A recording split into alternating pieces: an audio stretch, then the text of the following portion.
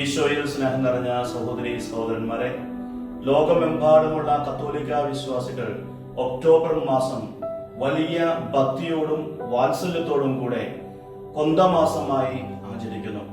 ഈ കൊന്തമാസം പരിശുദ്ധ അമ്മയോട് ചേർന്ന് നിന്ന് ദൈവാനുഗ്രഹം പ്രാപിക്കാനുള്ള ഒരു വലിയ അവസരമാണ്.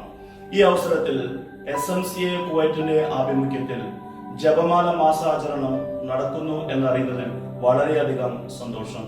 ഈ ഭക്ത അഭ്യാസത്തിന് എല്ലാ മംഗളങ്ങളും ആശംസകളും നേരുന്നു.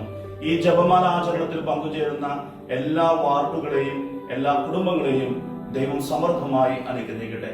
ലൂക്കായുടെ സുവിശേഷം 1-49 വചനത്തിൽ പരിശുദ്ധ അമ്മ പറയുന്നു, ശക്തനായവൻ എനിക്ക് വലിയ കാര്യങ്ങൾ ചെയ്തിരിക്കുന്നു, അവിടുത്തെ നാമം പരിശുദ്ധമാണ്.